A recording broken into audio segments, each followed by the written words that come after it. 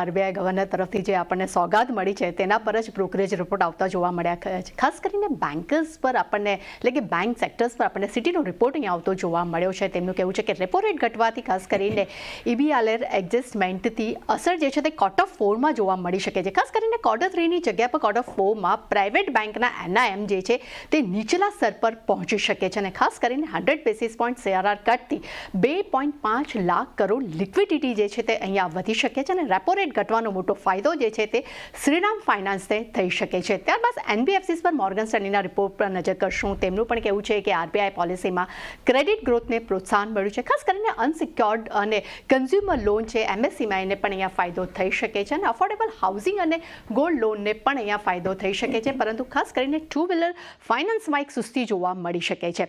ત્યારબાદ consumer finance પર પણ જેફરીઝના રિપોર્ટ પર નજર કરશું. તેમનું પણ કહેવું છે કે રેપો રેટ કટથી અને CRR કટથી ફંડ્સ ખર્ચમાં એક સરળતા જોવા મળી શકે છે અને બજાજ ફાઇનાન્સ, ચોલા ફાઇનાન્સ અને શ્રીરામ ફાઇનાન્સ તેમની ટોચની પસંદગી અહીંયા છે.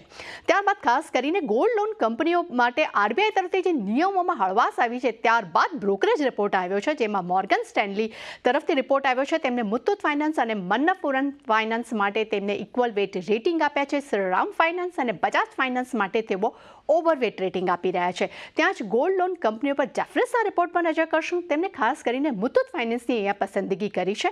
ત્યારબાદ રિયલ એસ્ટેટ પર નજર કરીએ. આ સેક્ટરમાં HSBCનો રિપોર્ટ આવતો આપણને જોવા મળ્યો છે. તેમનું કહેવું છે કે FY 26 સુધીમાં રિયલ એસ્ટેટ ક્ષેત્રમાં ખાસ કરીને નવા પ્રોજેક્ટ્સનું લોન્ચિંગમાં એક વેગ મળી શકે છે.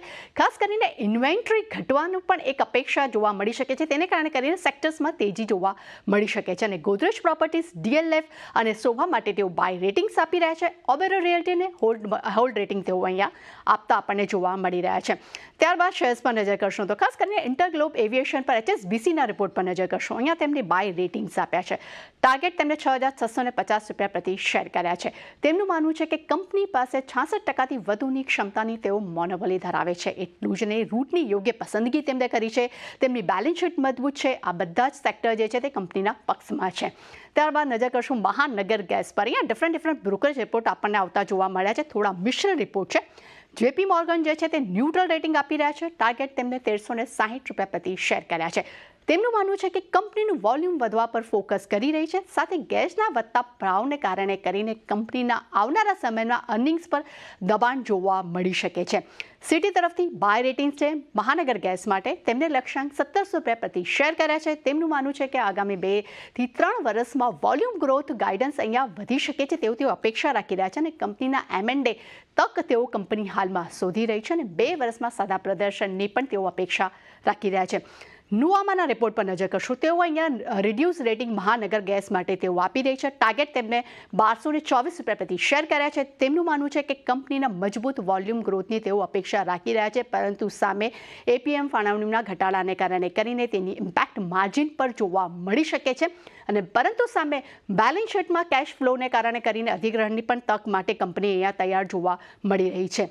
ત્યારબાદ નજર કરશું ખાસ કરીને યુનાઇટેડ બ્રેવરેજીસ પર. અહીંયા JP મોર્ગનનો રિપોર્ટ આવતો જોવા મળ્યો છે. તેમણે ઓવરવેટ રેટિંગ આપ્યા છે. ટાર્ગેટ ₹2250 પ્રતિ શેર કર્યા છે. તેમનું માનવું છે કે કંપનીને mid to high single digit volume ગ્રોથની અપેક્ષા છે. જે રેવન્યુ ગ્રોથ માટે તેઓ ડબલ ડિજિટ ગ્રોથની તેઓ અપેક્ષા રાખી રહ્યા છે. ખાસ કરીને પ્રીમિયમ સેગમેન્ટ અને ઇનોવેશન અને ખાસ કરીને બ્રાઇડિંગ ગ્રોથનો પણ એક કંપનીને સપોર્ટ મળી શકે છે. એટલે ચાલો ડેફિનેટલી ઘણા બધા બ્રોકરેજ રિપોર્ટ છે પરંતુ આગળ સેક્ટર્સ પર વધુ આપણે ફોકસ જોવા મળી શકે છે. તો